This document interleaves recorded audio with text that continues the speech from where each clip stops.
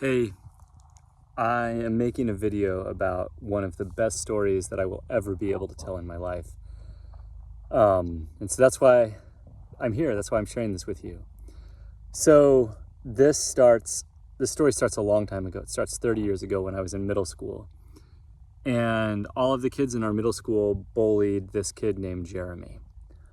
And I don't even know why we bullied him. It was stupid middle school stuff. But kids were just mean to him. And I remember being a bystander. I remembered like just laughing and ha ha ha ha. And what makes it even worse and what has haunted me for years and years and years is one of the reasons that they bullied him was his mom was blind. His mom had a disability and kids made fun of him for that. And I feel awful. I still feel awful to this day about how I stood by and like allowed that to happen and even joined in. So that was a long time ago. And after middle school and high school, he kind of disappeared and we didn't know what happened to him. And I honestly didn't even know if he was alive. Things really sucked for him and he disappeared. And after I graduated high school, one day I was going by his house and I had to do something because of the guilt that I felt. And so I wrote a letter and I just said, hey, we were so mean to you for no reason whatsoever, and I'm so sorry, and please forgive me. And I put the letter in his mailbox. I didn't go to the front door. Maybe I was embarrassed to interact with his mom or something. I don't know. Put the letter in his mailbox and didn't hear from him for 30 years. Never knew what happened. Never knew if he was okay. Never knew if he even lived there anymore. And then a week ago, I got a Facebook request from him. And immediately I was like, oh my gosh, yes. And not only did I accept the Facebook request right away, but I had to write him this letter saying, hey, I don't know if you got the letter or not, but I wrote a letter a long time ago and I'm so sorry. And if you didn't get it, I want you to know how sorry I am now. And I also added to it because that story has just haunted me for so long. And I'm a middle school teacher now. And so often there will be times when kids are bullying one another for just like the stupidest freaking reasons.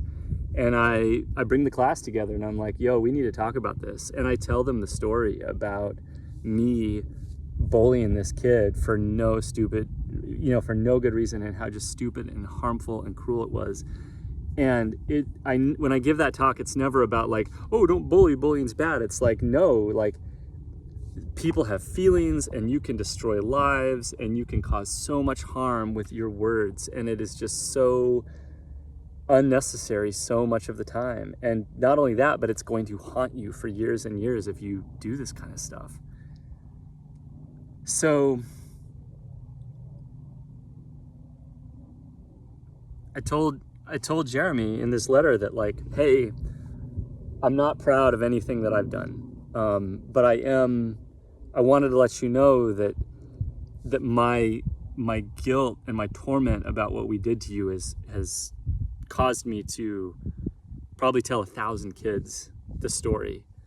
And those kids look at me and they go like, really, Mr. Evans? And I'm like, yeah. And they're like, because his mom was blind? And I'm like, yeah, it feels horrible. And we all say and do horrible things like that, and we don't realize it sometimes. So anyway, I wrote him this letter and I didn't know what he was gonna say or anything. And he got back to me and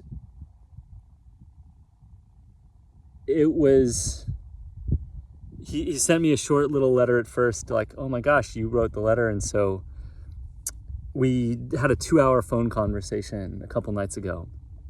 And I got to learn all these things, and I get to kind of finish the story and then tell how the story goes into the future. One of the things that happened is he never knew that I wrote the letter, and I didn't sign it, and I don't know why. And in some ways that haunts me. I don't know why I didn't sign it, but in other ways it's kind of cool because he didn't know who had apologized, and it could have been anybody. It could have been like the worst of the kids who bullied him. So he has held on to that letter for almost 30 years. And when I said, hey, I was the one who wrote the letter, he was like, oh my gosh. And here's what happened to him. He left Estes Park and he joined the military. And when he went into basic training, there was no way that a drill sergeant could be meaner than anything he'd dealt with. And he got to start over again. And he became just super successful in the military and became special forces in the Army, served for 12 years, retired, honorable, discharge, has full benefits, etc. And it was a really wonderful thing for him. And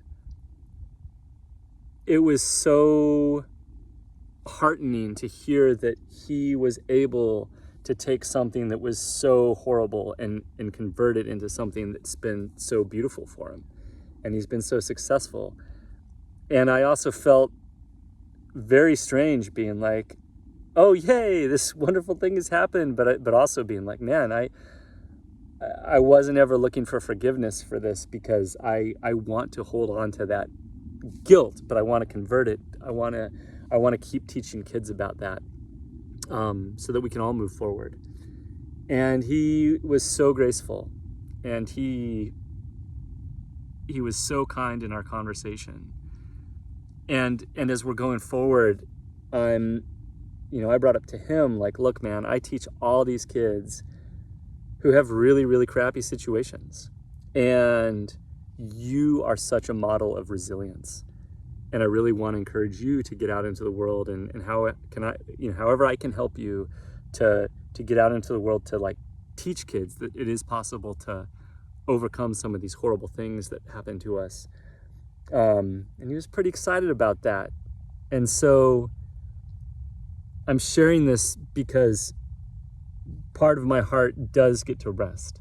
He's still alive. He's still on the planet. He made it, and he received my letter. And we all need to do these things. We all need to say we're sorry, and we all need to take those mistakes and let's turn them into something good. So yeah, wanted to share that with you.